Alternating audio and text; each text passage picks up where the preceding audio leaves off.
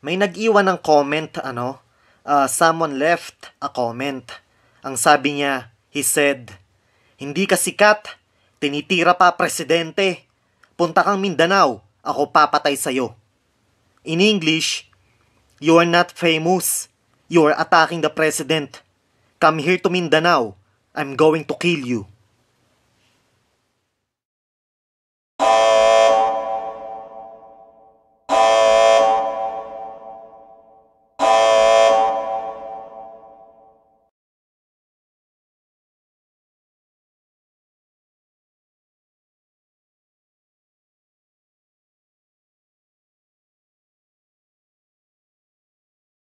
English translation.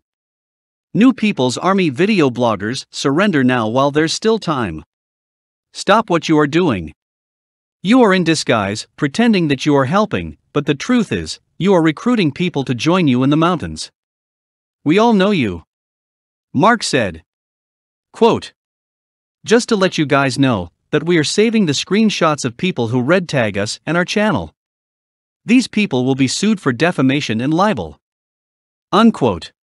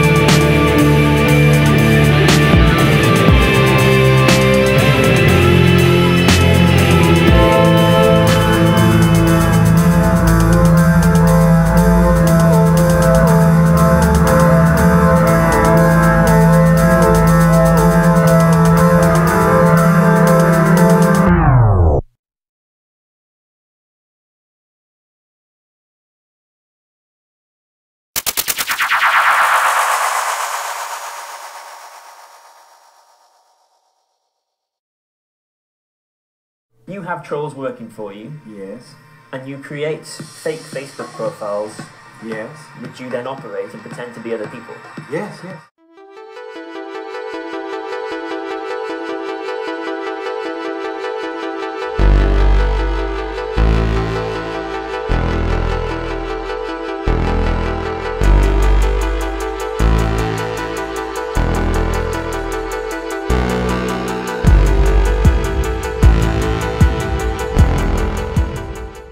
say something against your candidate, will your trolls attack me? Yes, by the hundreds of them. We are capitalizing on the tendency of people to go where many are going. You to call that herd mentality. Herd yes. mentality. It's propaganda, yes, but propaganda is as old as well, right?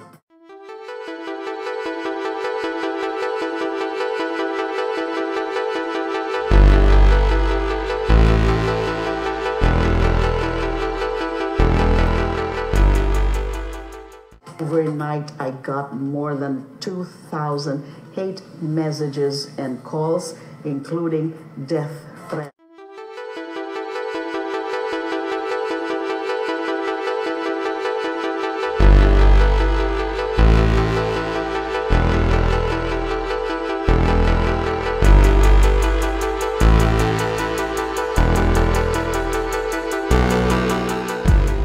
Every time I view the video, I lose my appetite.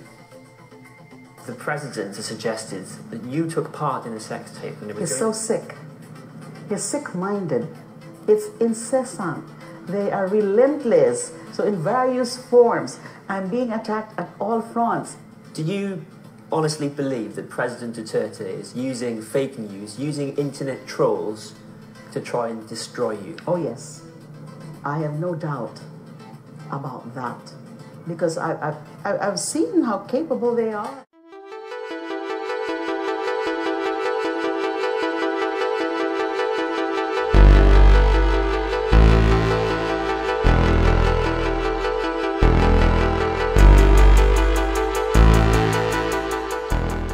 Government agencies, they send their, if they want to, disseminate information, they send me emails, and I post them on Facebook. What if the government isn't telling the truth?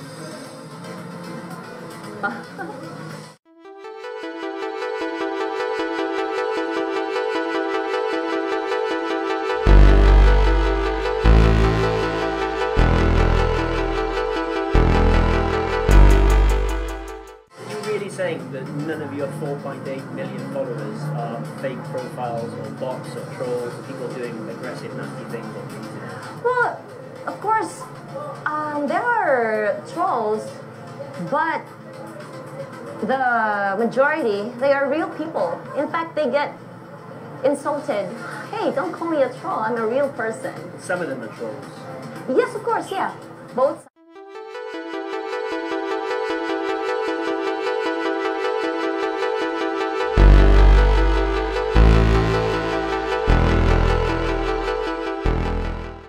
We're 6 months ahead of the United States. We were trying to understand why the Philippines, which had long stood for human rights, why it's okay that thousands of Filipinos are being killed in the drug war. So what is it? When people post on social media that they question it, they're clobbered.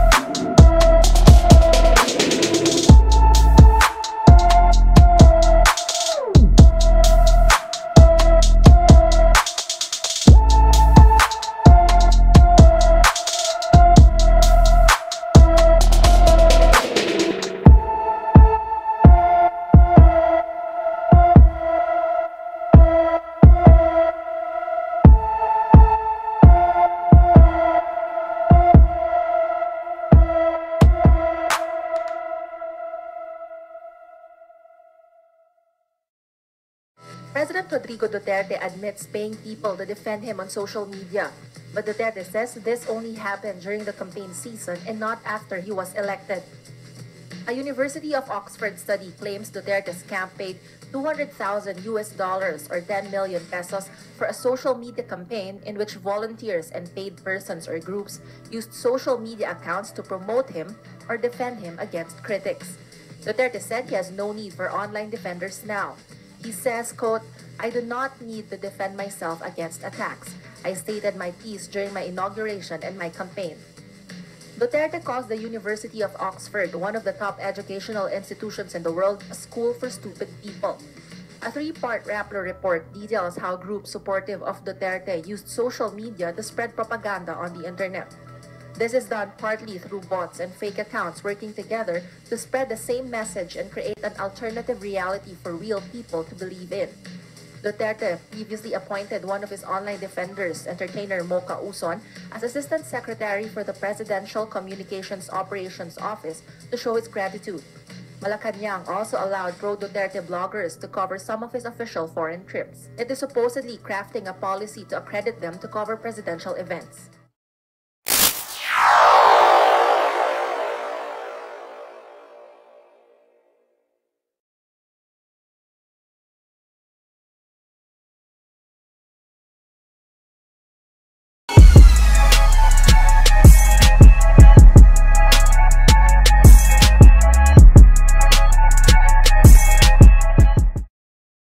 Our goal with Internet.org is to help everyone connect. Internet.org is a partnership between governments, mobile operators, local entrepreneurs, and companies like Facebook. Everyone is welcome to join. We'll work with anyone who wants to join us. He's not kidding. They will work with anyone. And I'll explain. After their initial launch, the 2016 Philippine presidential election was around the corner. And there were all kinds of candidates that wanted help from Facebook about using the platform. And Facebook did what it's done a lot. It sent 3 employees there to train candidates. That includes Duterte. Now, Facebook has a government team that does global work. It includes a former Republican operative, Katie Harbath, and includes Democrats. And they train campaigns, they say, from all sides, just like they offered Trump and Clinton training last year. But giving tips to a few campaigns in a constitutional democracy can be different than giving tips to this authoritarian, Duterte. And Facebook learned that quickly.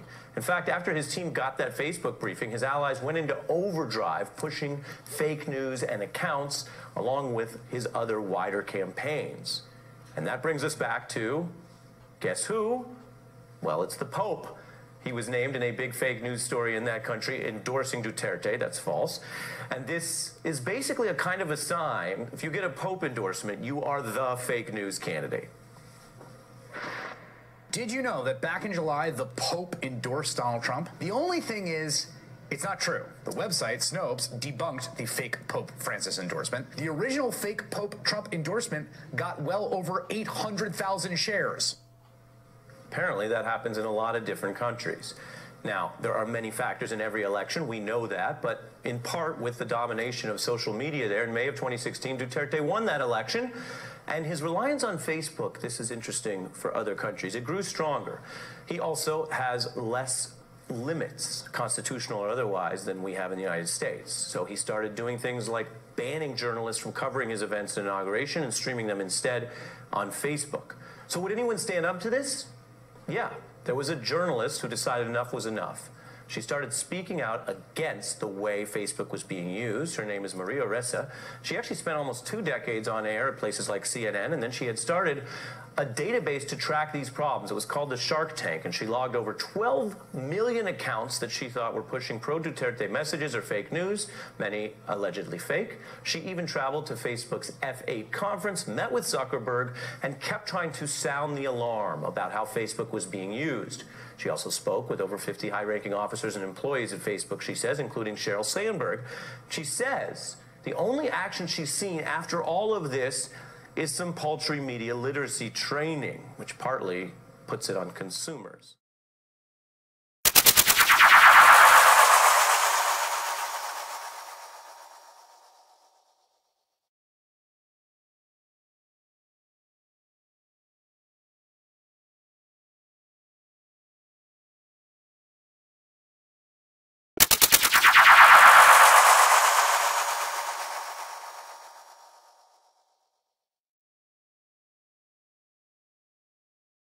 that he was willing to do whatever it took, even if it meant breaking the law himself. Years later, he admitted that during his time as prosecutor, he and his team would plant information on criminal suspects to get them off the streets. I've learned a lot during my prosecution days. We planted evidence. We arrested persons, but we released them, but telling him that it was this person who squealed on him. This ruthless style of accomplishing his goals made Duterte a popular figure among Davao's population and would become a common trend throughout his life. He rose to power because he said he would get down and dirty to sort out the problems. And then in 1988, he achieved his childhood dream, becoming the mayor of the city that he grew up in. He was elected on a platform focused on restoring peace and stability in Davao City. But shortly after he became mayor, bodies began to pile up in the streets. An armed vigilante group known as the Davao Death Squad began killing small-time drug dealers and petty criminals. Allegedly, the group also targeted Duterte's political opponents. And pretty much scared the living daylights out of everybody in Davao so that everybody sort of behaved. Davao City remains the murder and rape capital of the Philippines. But he continued to be re-elected. He was mayor of Davao for 7 terms, becoming one of the country's longest-serving mayors. And his brutal campaign to stomp out crime only escalated as his time in office grew. More than 1,400 people are believed to have died at the hands of the Davao death squads, including an outspoken Duterte critic and journalist. Years later, a former police officer who led the death squads came forward and accused Duterte of giving him the orders to kill. Duterte denied these allegations, saying they were lies. All the while, Duterte was having trouble at home. His marriage was dissolving. But in the Philippines, one of the only countries in the world to ban divorce, Duterte had to undergo a psychological assessment for the annulment of his marriage to be recognized by the state in 1998. That report was later leaked to the press, and it concluded that Duterte had a, quote, narcissistic personality disorder and a, quote, pervasive tendency to demean, humiliate others, and violate their rights. Nonetheless, he continued to impose his political will. And now, Duterte, a man who never lost an election, had a larger dream. A dream of taking his iron fist style of leadership nationwide. In 2015, Duterte announced his campaign to become the president of the Philippines. And he promised that if he was elected, he would execute 100,000 criminals and dump their bodies in Manila Bay. And he wasn't joking. Leading up to the presidential election, he even claimed responsibility for a number of extrajudicial killings, which drew little public criticism from other elected officials. Quite possibly because they knew his campaign for presidency was nearly unstoppable. And in May 2016, Duterte finally did it. He won the presidency in a landslide victory. And he did exactly what he said he was going to do during his campaign. He took his brutal Davao City anti-crime campaign nationwide, rebranding it as his war on drugs. From day one, he launched into what became known as his war against drugs. And very quickly, a lot of people began to die in very nasty ways on the streets of the Philippines. It allowed police officers and armed militias to work and kill with near impunity. In destroying and perhaps killing the criminals, I will be there for you. I will never allow any military man or police to go to jail unjustly for performing his duties. That you have my... According to the investigative journalism project The Drug Archive, at least 4,279 people were killed in police operations in Duterte's drug war as of May 2018. Another 22,000 homicides are under investigation that were possibly linked to drugs, according to the government's calculations. But human rights groups and critics fear the death toll of Duterte's war is much higher than that. The president even joyfully compared his campaign to kill drug offenders to Adolf Hitler's extermination of millions of Jewish people. Hitler massacred 3 million Jews. Now, there's 3 million drug addicts. There are. I'd be happy to slaughter them. The one promise that he certainly hasn't broken was that the streets would flow with blood. in the Philippines. Regardless of the negative international response, Duterte remains determined to continue his bloody campaign until the very end. My campaign against drug will not stop until the end of my term. That will be 6 years from now, until the last pusher and the last drug lord are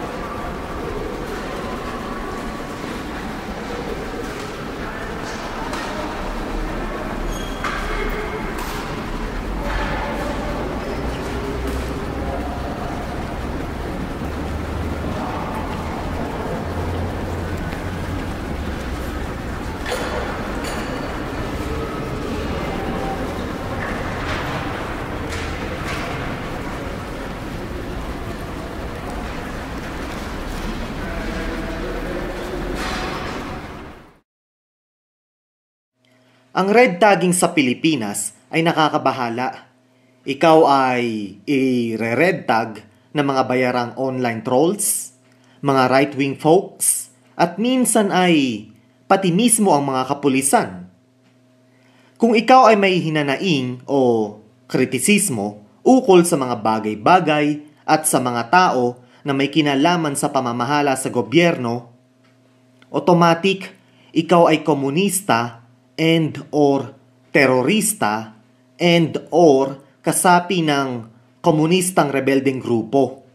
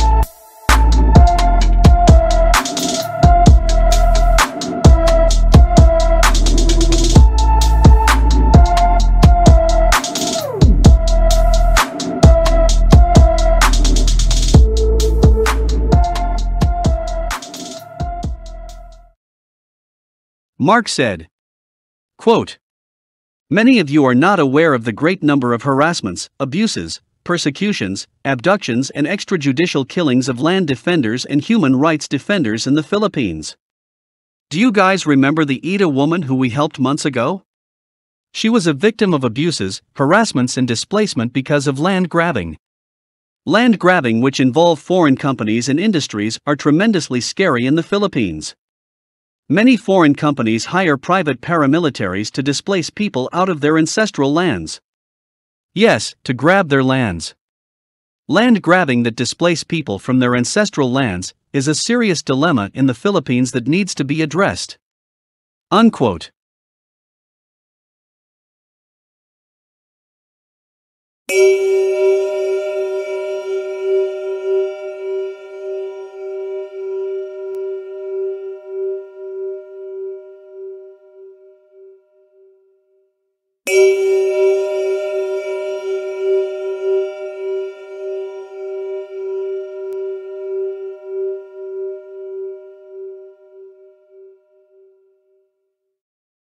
Mark said that he has all the rights to report, to express his opinion and expression, according to the 1987 Constitution Bill of Rights.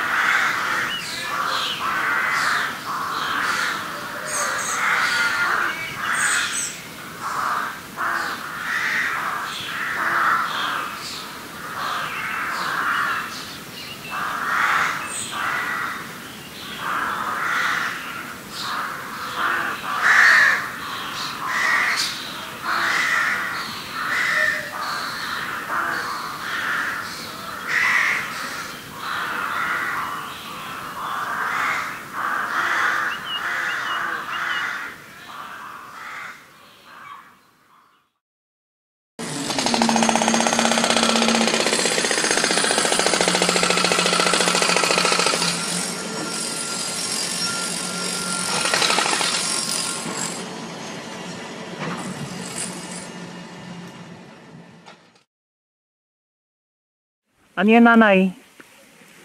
Ang kakainin ko yung ano, ang kakainin yun. Ayun yung pagkain mo. Opo. Eh, damo yan, nanay, ah. Anong klaseng ano yan, nay? Ano ito, bukol. Anong tawag doon? Bukol. Yung parang baby spinach.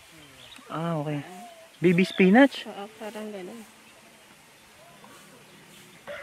Hmm. Baby spinach. So, bali, bali, nanay, anong gagawin mo dyan? Anong luto ang gagawin mo dyan?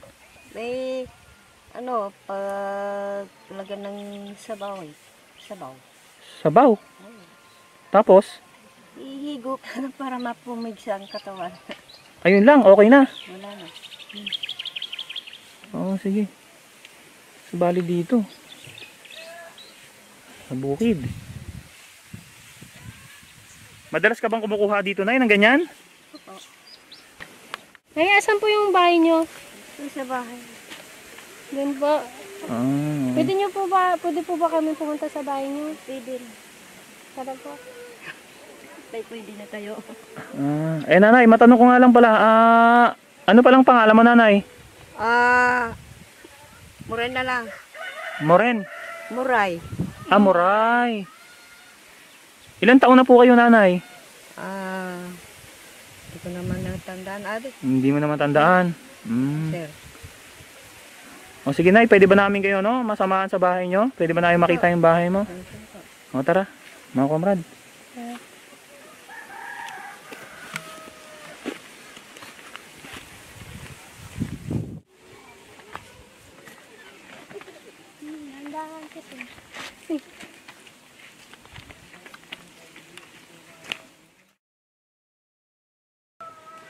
Pupunta na kami sa palengke, wala kaming kakainin, magpapalimas na kami. Kasi kung yung mga karoban namin doon, uyaw na sila. Tinutokso po kayo? Opo. Na yung bahay namin, bato-batuhin niya kami. Binabatoy po yung bahay niyo doon dati? Dati ito sa bundok. So lumayas kami doon sa Gina. Kaya umalis po kayo doon na mag-iina na. Punta na kami sa baryo. Tumawat kami natin ang tulong nila dahil wala kaming kakainin. Pumupunta po kayo sa mga baryo, tumingi po kayo ng mga tulong dahil wala po kayong kinakain. Binigyan na lang kami mga bigas. Iluto na namin o kami.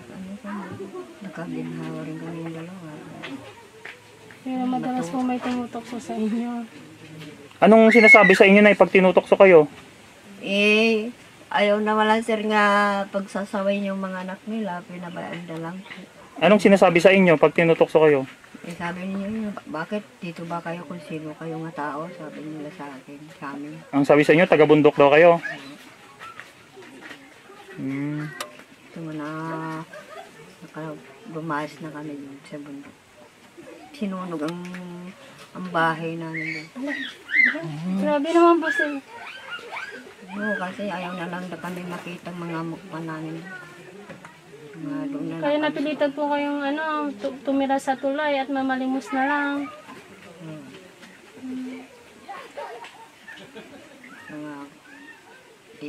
Sabi ko yung mga anak ko, magtiis tayo anak. Uray saan ka dalawang gabi. Bigat. Oy, mga ita kayo, umalis na kayo dito. Hindi ko kayong kabagyan. Sabi nila sa amin. Umikat na kami. Umalis na po kayo. Bigat umaga. Siyempre bumaba na kami sa tayo. Doon na lang tayo matulog sa edit karsada. Basta may tuturugan tayo sa tulay. Doon na lang kami.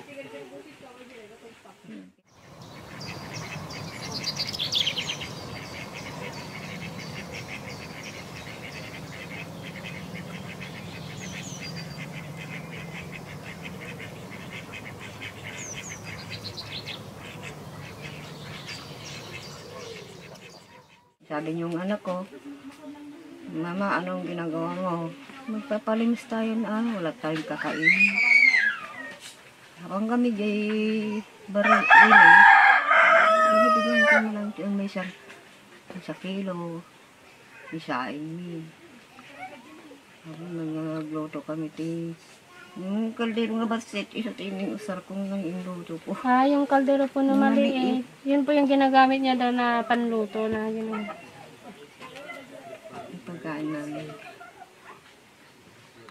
Napakalungkot naman na yun ang nangyari sa inyo. Biruin nyo, sinunog yung bahay nyo, nanay. Para Tapos, lang umalis sila doon, no? kaya nga, tapos binabato pa daw yung bahay nila. Grabe naman yung mga tao na yun, nanay.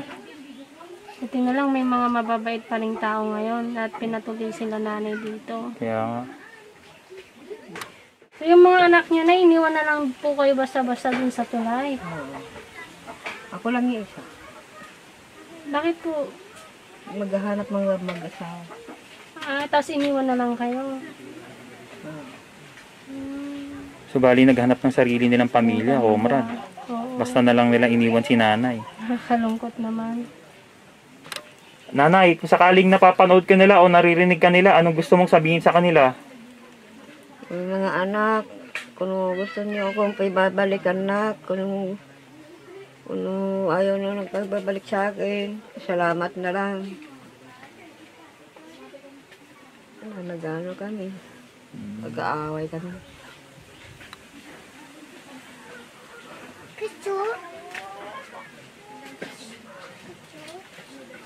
So, hindi ubi ko kasi matitigas ang ulo nila yung dalawa. Kaya pumano. Bahala kayo, nanay, mag-asawa na kami. Bahala kayo na sa buhay yung kayo. Wala naman si tatay ni, patay na. Bahala ka na sa buhay niyo. Agree yung mga anak ko.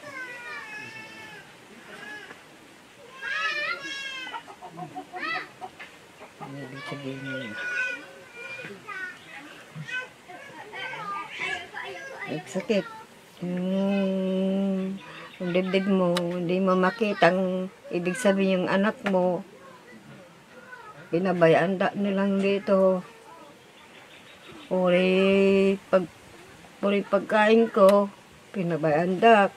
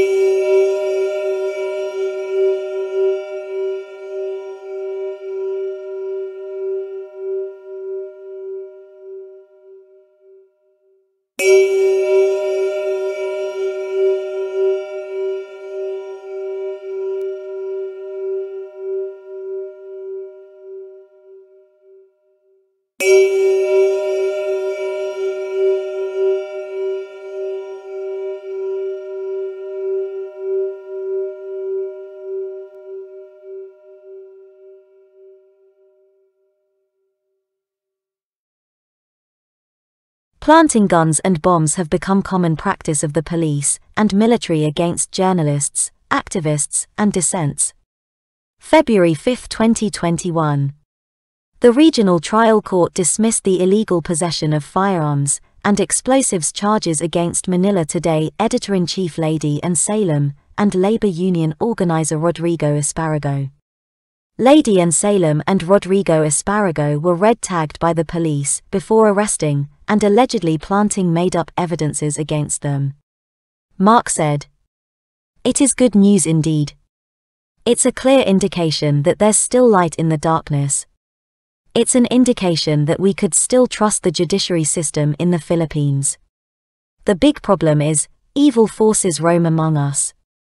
According to reports, 53 lawyers, 8 judges and 10 prosecutors have been killed since President Rodrigo took power in 2016. Devils walk among us, my fellow countrymen. To the police and military who red tag and illegally plant evidences against innocent people. How do you sleep at night? What do you tell your wives, children and parents? My fellow countrymen, don't let your guards down. Always be aware of your rights. Always fight for genuine democracy and fair justice.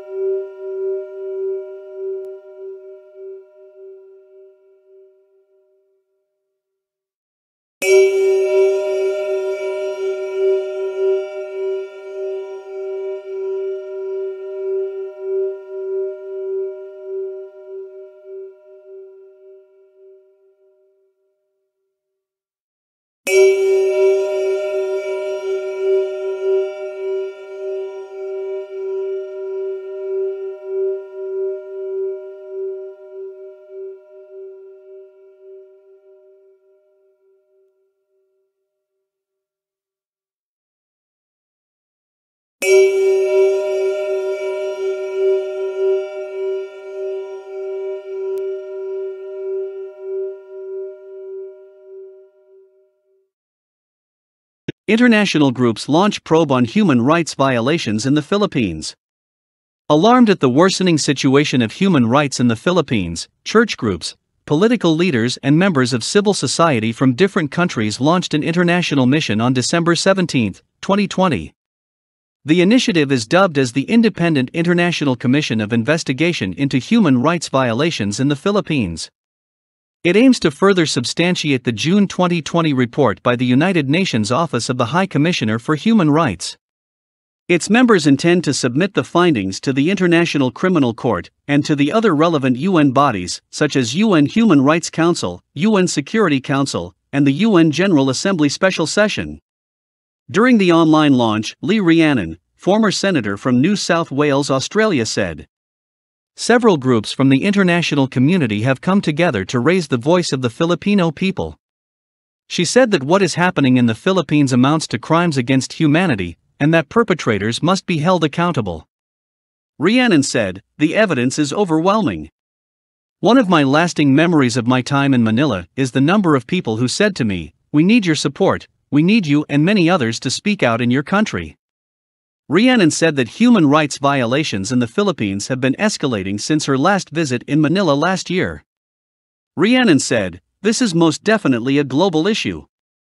I do believe that the international community has a responsibility to speak out. We must not allow the call for human rights to be hijacked. Accountability must be part of the justice and democratic system." Rhiannon said, "The tactics of the current regime amount to state terrorism. Democracy is slipping away in the Philippines," she added. The former senator cited deeply disturbing reports about the human rights abuses committed especially against the Lumad people, religious groups, lawyers, the media and red-tagged individuals under the government's counterinsurgency campaign. The investigation will also be through a hybrid of virtual and physical fact findings, and will cover the period from June 30, 2016, until the end of 2020. Primary sources will be victims, the relatives of the victims, civil society organizations, experts as well as government agencies.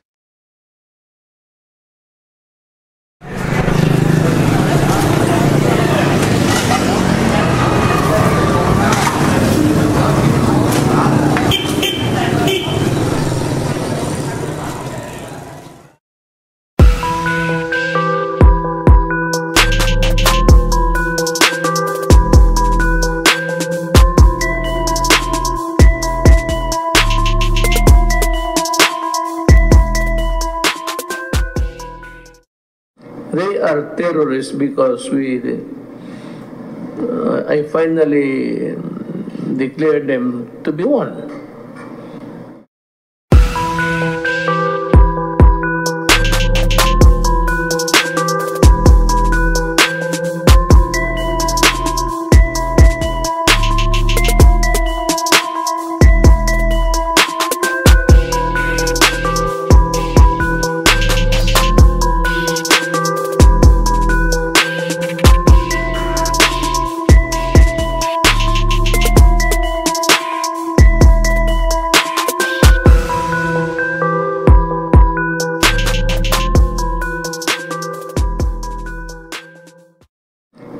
are terrorists because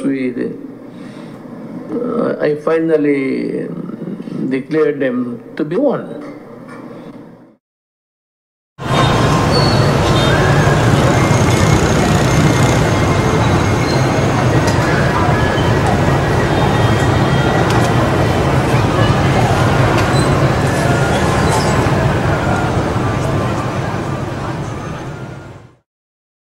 For the law-abiding citizen of this country, I am addressing you with all sincerity.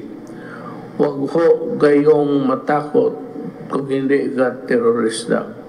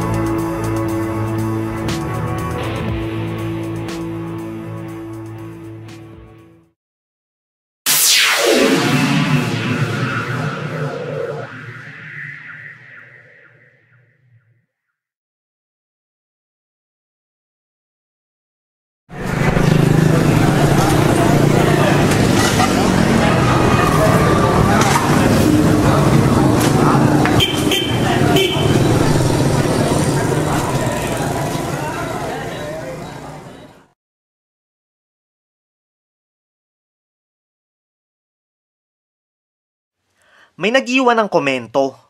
Ang sabi niya, Mark, ang tawagan nyo ng mga kaibigan mo ay comrade. Mga terorista kayo.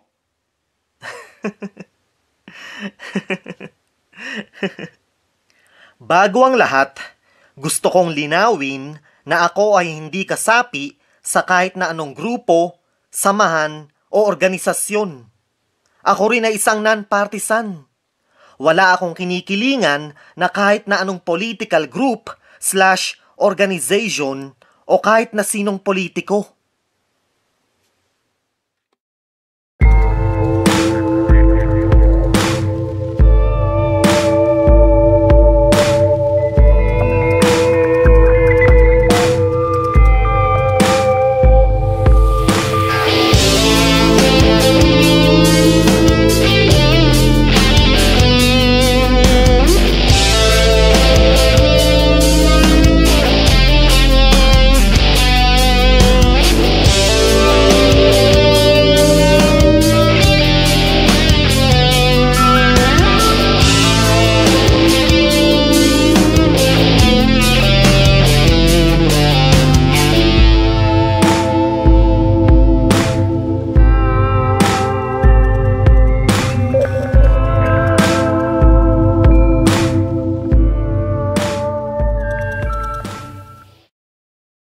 Ang sabi ng iba, Mark, komunista ka. Ako ay hindi isang komunista, kundi isang sosyalista. At kung sakali man na ako ay isang komunista, walang masama dito. Ito ay hindi pinagbabawal ng batas. Uulitin ko, ako ay hindi isang komunista, kundi isang sosyalista.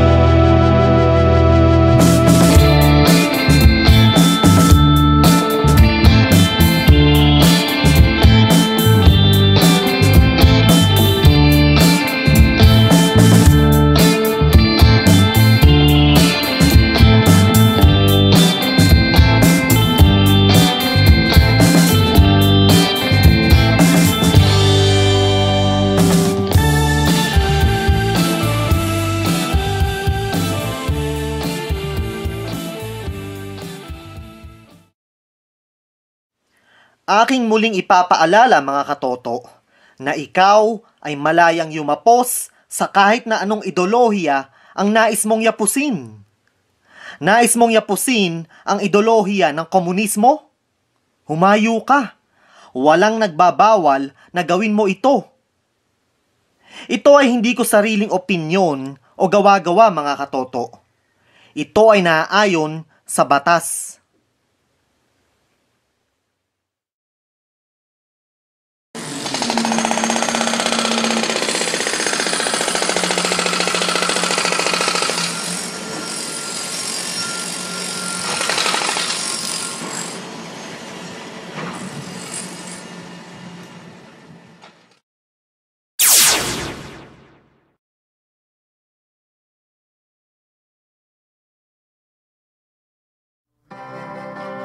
The Lumads are peaceful and proud. Their name literally translates to the indigenous people. Their whole way of life is tied to their ancestral land. But they have been forced from their homes and into this evacuation center for their safety. In the dialect of the Manobo, we call it bubungan. It means all aspects of our life is within the ancestral lands. Land is our life. The political life, the economic life, and the cultural life is all there. That's why it's important. Big corporations attempt to displace these Lumads for economic gains, for economic interests.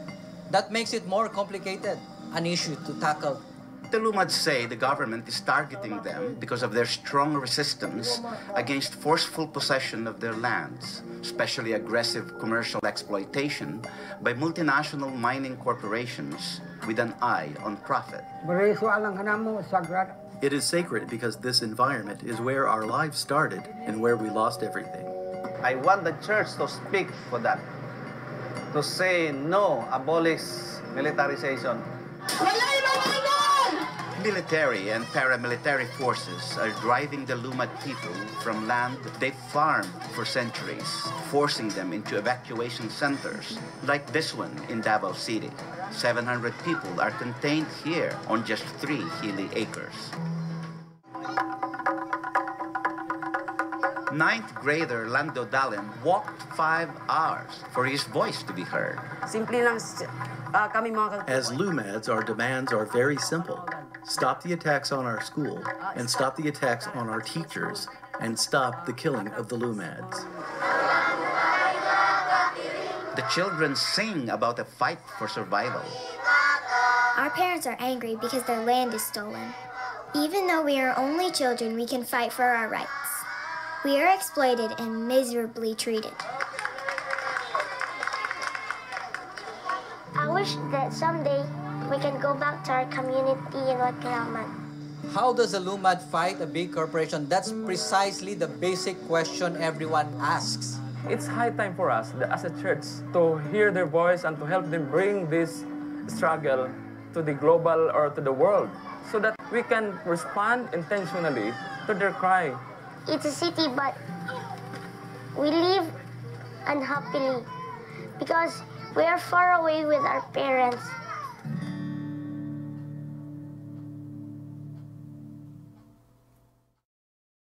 The Philippines is the second most dangerous country in the world for human rights and land defenders. Every 12 days, an activist who opposes big corporations accused of illegal labor practices and violent land grabbing is killed here. It's common for the assassins to be members of state-backed paramilitaries on the payroll of big corporations, and so they rarely face punishment. The dead are often written off by officials as communist collaborators. Identified has a potential of $1 trillion worth of untapped resources. Much of those resources are believed to be on the ancestral lands of indigenous groups like the LUMAD, who are routinely evicted by paramilitaries so that big business can move in.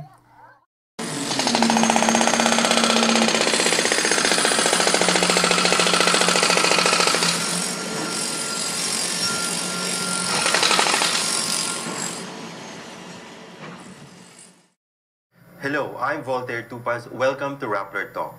On September 1, 13-year-old Lumad Shin Campos saw her father shot in the head.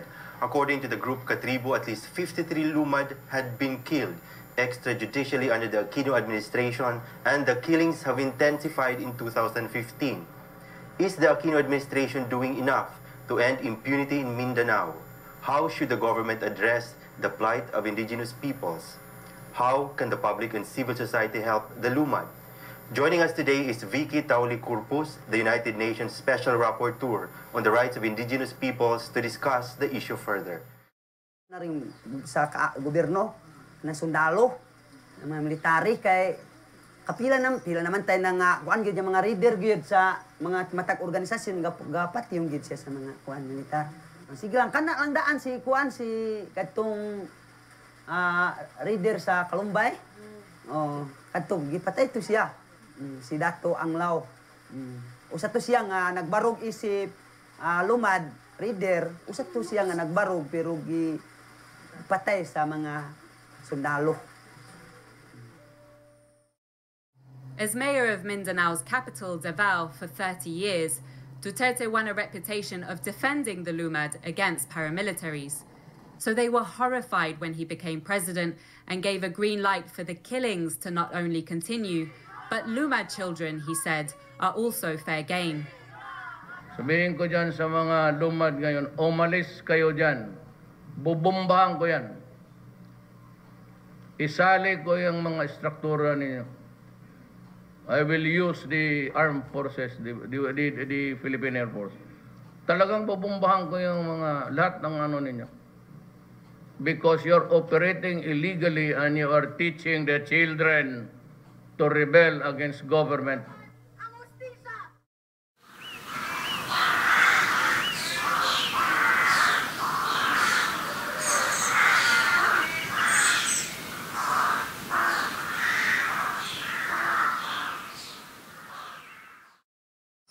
Wala gihapoy ka ng kaugmaon ilang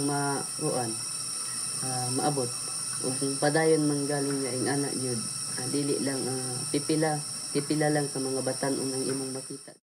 Earlier this year, Duterte began pushing for the Communist Party to be put on a list of terrorist groups and individuals along with what the government calls its legal fronts, from student to women's groups, and seemingly anyone who challenges the government. Dubbed a virtual hit list by human rights groups, even the UN Special Rapporteur for Indigenous Rights was named, alongside 600 other people.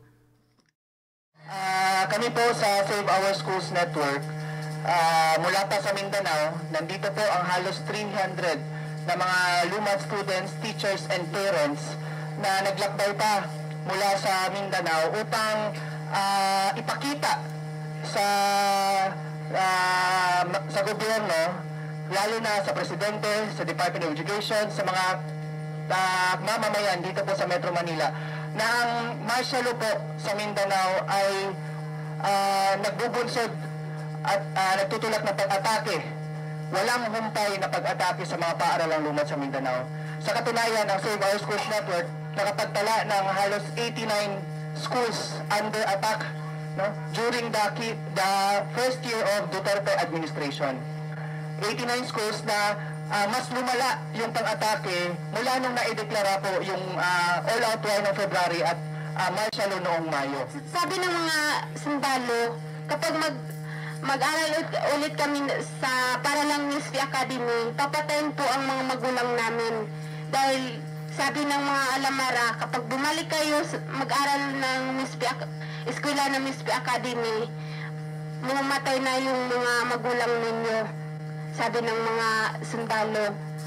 At alamara na binigyan ng mga sundalo ng mga armas upang ang mga lumad ay mag-away-away. So,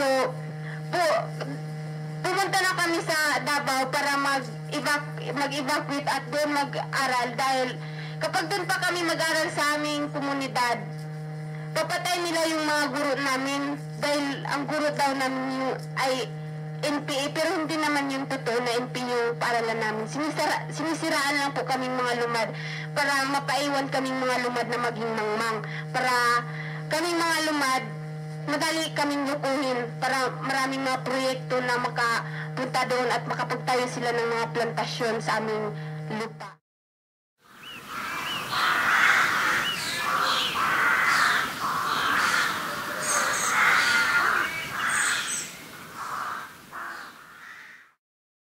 I did read about the claims that it is an internal fight. It's a tribal war between the people. It's not a tribal war. They are all manobos.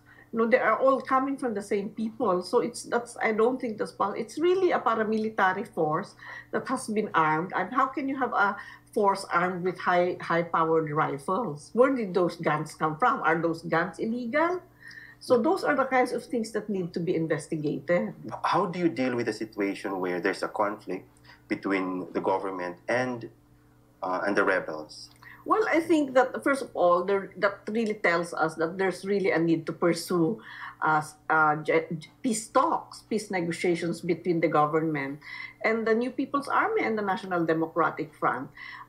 In the past, when the peace talks were happening, there was a joint monitoring body that's supposed to jointly, the ones belonging to the NDF and the ones belonging to the Army, they should do investigations of claims of human rights violations. But now that whole peace talks has collapsed. There are no peace talks happening. So there's no mechanism wherein such kind of investigation should take place. And I would strongly recommend that a mechanism where a joint monitoring and investigation could happen, and then the facts, so that the facts will really come out. And based on those facts, then there will be subsequent discussions on how to deal with that kind of situation. What's happening is that the people are caught in the middle. They are forced to side with which, or at least they are made to side with whichever group, and in the process, that's when all these kinds of killings are happening. So I think that's really something that needs to be addressed. Good morning. We're here today at the Supreme Court, and behind me is Flag Chairman Attorney Chel Jokloy, longtime human rights lawyer. He's representing a group of teachers, tribe leaders, and students from alternative schools in Mindanao. They're filing the 4th petition against the third extension of martial law in Mindanao. With Attorney Jobno is a teacher called Jenny Rose Hayahay. She's from Compostela Valley, and they're alleging that her parents were abducted by military agents and released only upon the pressure of Lumad tribes and activists calling for the release of the parents. Sabi po nila ay yung martial law daw ay naging mapayapa ang Mindanao. Pero para sa mga Lumad ay hindi totoo yun. Ang totoo ay pinapalaya sila sa kanilang mga komunidad at sa mga eskwelahan, sinusunog pa nga ang mga eskwelahan nila. Supposedly, dahil daw ay yun ay mga NPA school. Pero pag hinanapan naman nila ng ebidensya yun, ay wala naman pinapakita. Mas nag-worsen po siya. Kasi di ba, dapat sana yung any armed forces, dapat sana malayo yung encampment nila 500 meters away from the community, supposedly. Pero yung nag-martial law na po, doon na po sila nagkakapo mismo sa community po. At saka, threat and harass po nila yung mga schools namin. Persahang isinerado po. Only Jenny Rose was able to enter the Supreme Court. Other members of the Lumad communities are there outside. They were not permitted to enter the court. Some members, they are tribe leaders, teachers, and students. They're alleging in their petition that ever since the martial law was imposed over Mindanao in 2017, attacks on these alternative schools have escalated. Reports such as burning down the schools, killing teachers and tribe leaders, and abducting them have been documented in this petition, and they are hoping that the Supreme Court listens to their plea to declare martial law unconstitutional and lift the military rule over Mindanao. This is Lian Juan, Rappler, Manila.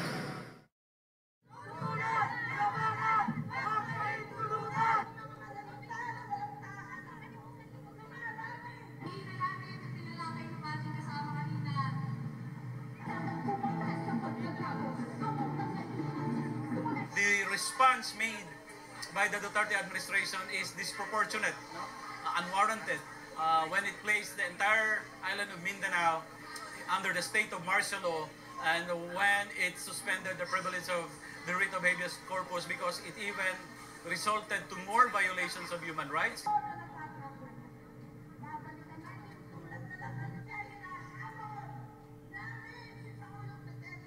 The change that we want, the change that we need, is only possible if the President, together with the people, will push for this genuine change and structural development. Nothing else. Ng mga nakikibaka natin mga maralitang taga-lungsod. Dahil walang serbisyong panlipunan doon sa mga relokasyon. Mabuhay ang mamamayang lumalaban.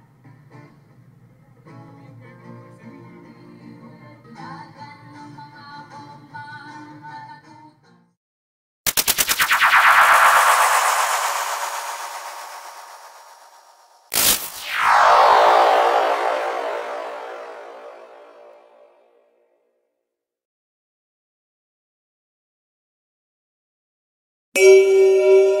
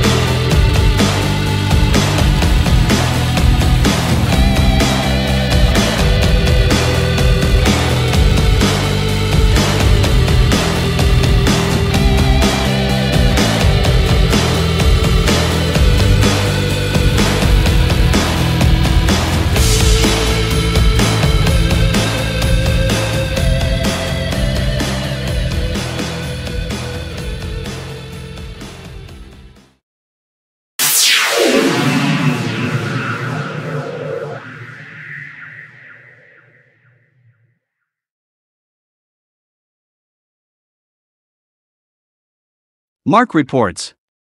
The judge who acquitted the Manila Today's editor-in-chief Lady and Salem has been red-tagged.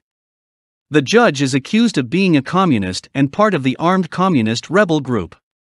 Manila Today's editor-in-chief Lady in Salem was red-tagged and arrested by the police last year. Allegedly, the police illegally planted evidences against her. The Regional Trial Court Branch 209 Judge Monique Ignacio junked the case and acquitted Lady in Salem. A big tarpaulin was hung on the bridge along EDSA Highway in Metro Manila. The message in the tarpaulin is a clear message of red-tagging and accusation.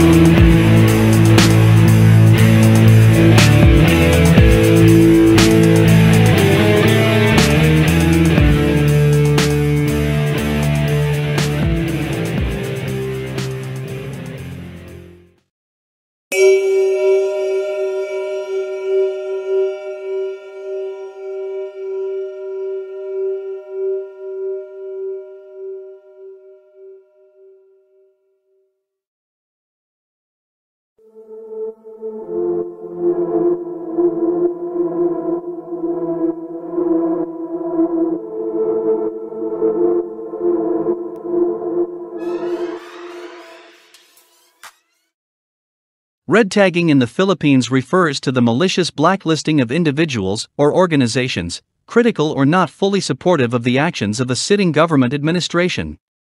This blacklisting takes the form of being red tagged as either a communist or terrorist or both, regardless of one's actual political beliefs or group affiliations.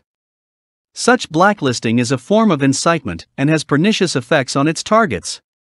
Red tagging may be performed by either public servants or shills. The United Nations, Amnesty International and Human Rights Watch warned that the use of red tagging as a political tactic undermines Philippine democracy by stifling dissent, producing a chilling effect on general discourse, and more insidiously, encouraging assassinations and retaliations. The notorious practice, better known in the Philippines as red tagging, is one that many rights groups consider dangerous and life-threatening. The Human Rights Defender Protection Act prohibits people including the government from red tagging individuals. Mark said, "If you know the individual who is red tagging you, go and sue that individual."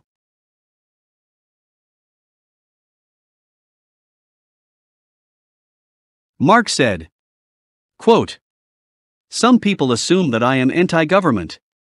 Some people misjudge that I am anti-government. My reply, no, I am not.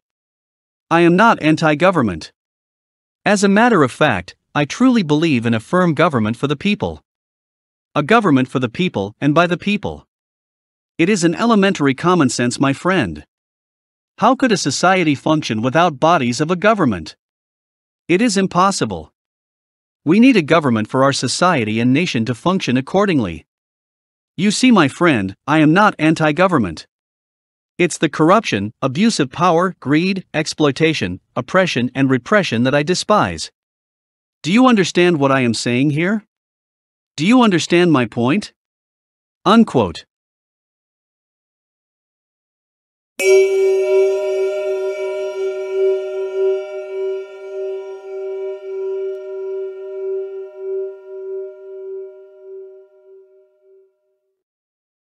Mark said, quote, "Have you guys been listening and reading the news lately? Police and military forces are raiding the houses of progressive leaders. Many progressive leaders of grassroots movements are being arrested, some are being killed. In my own personal opinion, the president failed miserably in his drug war, so his attention is now on arresting and killing activists, critics and progressive grassroots leaders. The current president will go in front of the International Tribunal Court after his reign to face justice. Yes, I hope it will happen, so justice will be served to the victims and to their families." Unquote. Mark said, quote, "Why do you keep telling me that I have no right to criticize the government? Why do you keep telling me that I have no right to criticize the politicians? Who said that I have no rights to criticize? Who said that I cannot criticize? Are we living under a dictatorship? Are we living under a fascist rule? As far as I know, we live in a democratic free nation.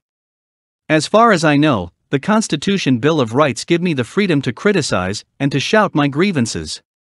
Remember, activism is part of our constitutional rights. Do not red tag me. I criticize, yes, but it doesn't mean that I am a terrorist. I criticize, yes, but it doesn't mean that I am part of the New People's Army. Do not let red tagging to become normal. Do not let red tagging to become part of our norms." Unquote. Mark said, quote, "How many times does the president need to say that the police and military should not hesitate to kill criminals? How many times does the president need to say that do not mind the Commission on Human Rights, that the Commission on Human Rights is stopping him by doing his job? In my personal opinion, the president spits nothing but violence and impunity. That is why the police and military are braver nowadays, by stepping on the rights of ordinary citizens. We Filipinos need a caring, loving and thoughtful president. Not a president who does nothing but to throw insults and mockery to his critics. Not a president who spits rape jokes, violence and impunity. Yes, rape jokes. What kind of a president of a nation who throws rape jokes? Rape is not a joke. We are not ought to throw rape jokes. We Filipinos need and deserve to have a decent president. We Filipinos deserve to have a president with morality." Unquote.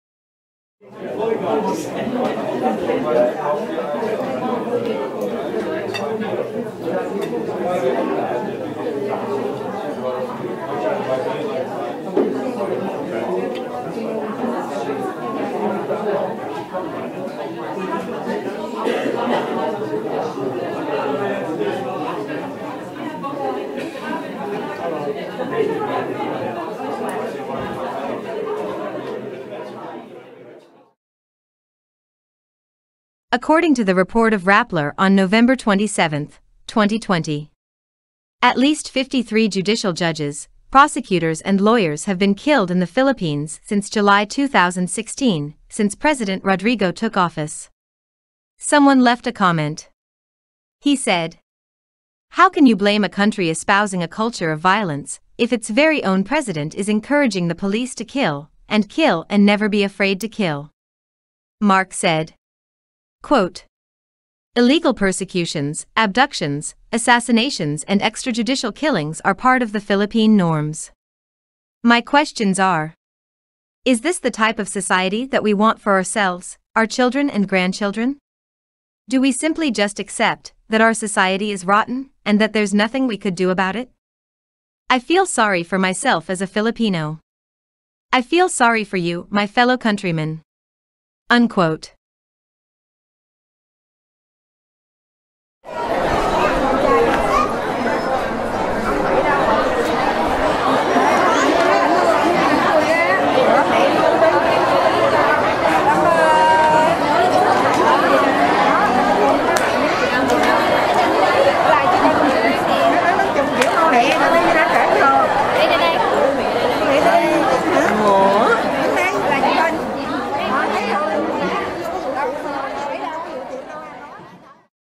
Quezon City policemen tried to illegally arrest 3 students who were painting their personal opinion about the police force. Fortunately, a paralegal intervened to stop the illegal arrest. There was an intense confrontation, but eventually, the policemen relented, but they left a grave threat. The policemen threatened them, saying, "We will come and see you every day. We will get you one by one." Mark said, quote, "Are we back in the era of martial law? Are we back in the 70s where the police force intimidate, harass, illegally arresting and sometimes killing ordinary citizens who simply shout their grievances?" Those 3 students were painting murals on a private property wall, so they can paint and write whatever they want. We have a freedom of speech and expression, don't we? Those 3 students who were harassed and threatened by the police should ask for legal assistance. They should sue those policemen. Democracy in the Philippines is rapidly fading away. Filipinos are almost living in a tyrannical dictatorship. Unquote.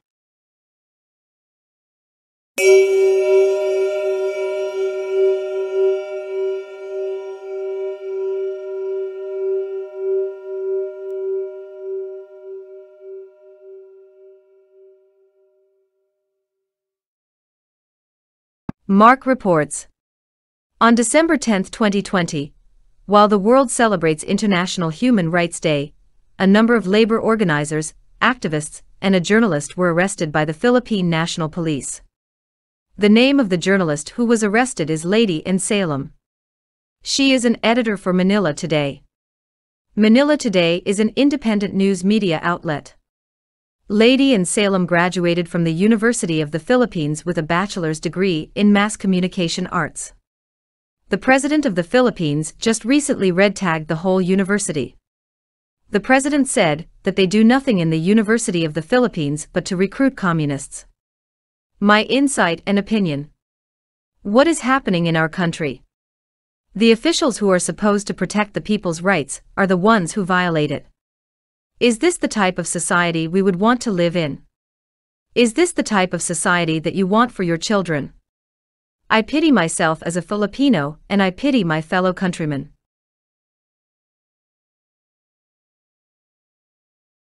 Mark said, quote, 6 labor union organizers and a journalist were arrested on the celebration of International Human Rights Day. They really don't have decency, do they? They really don't have respect for human rights, do they? What they did is a slap on our faces and a clear disrespect for humanity. Unquote.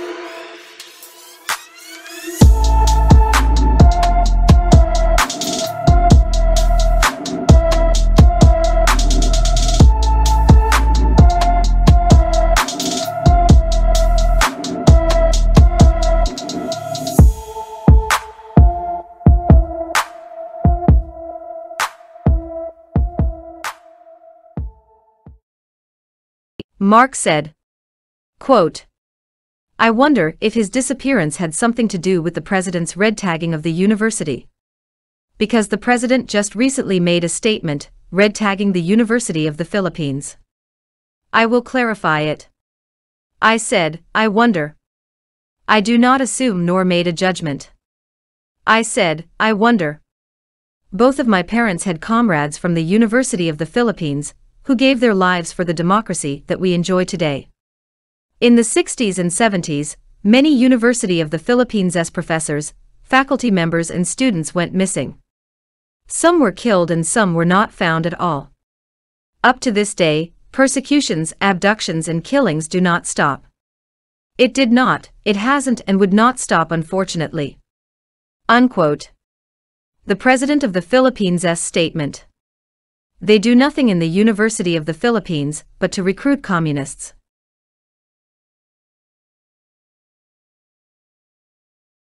Sister Mary spoke during the red tagging hearing in the Senate. Quote, do you think that you could kill a movement by persecuting them? You do not know history. A movement is like a combustible material. It's like pouring a gasoline when you persecute it. Did you see the history of the church? It only grew when there were martyrs.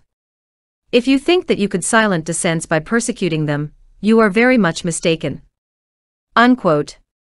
Mark said, quote, many priests and nuns were red-tagged and persecuted during the Marcos dictatorial regime. Do you think that it stopped after the 1986 People Power Revolution? No, it did not, it has not, and it would never stop. Up to this day, men of God are being red-tagged and persecuted by the government. What Sister Mary said is true. Yes, the more they persecute, the more the movement and dissents grow bigger. The more they oppress and repress people, the more the armed revolution grows even bigger. What the government wants is a total control of the population. But they can't. They can't stop people for shouting out their complaints and grievances. My fellow countrymen, let's fight and stop the norm of red tagging. Don't let them use the mechanism of red tagging to intimidate us. Unquote. About communism in the Philippines. Mark said, in my own opinion, there are people who will join the armed communist rebel group, as long as social injustice, economic inequality, oppression, exploitation and repression would not stop. It's a psychological nature of a man to express his grievances against something that he is not in favor of. Some falls into last resort, by joining the armed communist rebel group. Suppressing and repressing the grassroots would not help at all. It just makes the matter worse. If the government is serious about ending armed communism in the Philippines, then social injustice, economic inequality, exploitation, oppression and repression must end first. Unquote.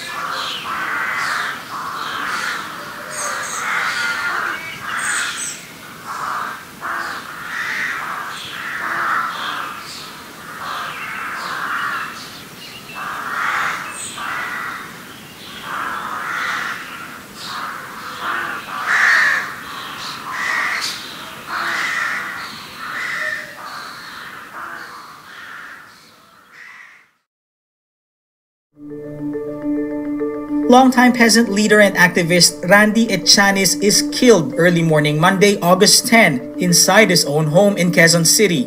Echanis, 72, was chair of party list Anak Pawis and Deputy Secretary General of Kilusang Magbubukid ng Pilipinas or KMP. Former Anak Pawis Representative Ariel Casilao says Echanis was undergoing medical treatment and unarmed when police forces raided his house. Echanis is an agrarian reform advocate and helped craft the Genuine Agrarian Reform Bill. He also served as political consultant for the National Democratic Front of the Philippines, or NDF. He is the third NDF political consultant to be killed after Sotero Llamas and Randy Malayao. Echanes is the latest activist killed under the Duterte administration. In April, Bayan Muna Iloilo coordinator Jory Porquia was killed inside his home. National Union of People's Lawyers President Edre Olalia, who is also the legal consultant of the NDF negotiating panel, links the killing to the contested anti-terror law. In a statement, KMP says it has, quote, all reasons to believe that this is the handiwork of state forces and mercenaries of the Duterte government.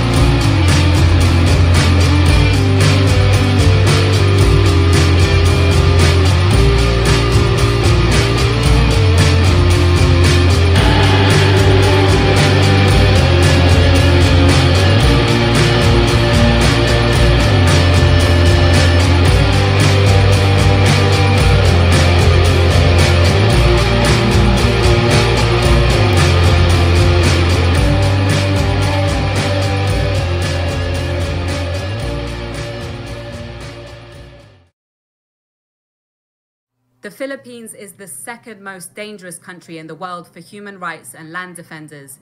Every 12 days, an activist who opposes big corporations accused of illegal labor practices and violent land grabbing is killed here. It's common for the assassins to be members of state-backed paramilitaries on the payroll of big corporations, and so they rarely face punishment. The dead are often written off by officials as communist collaborators.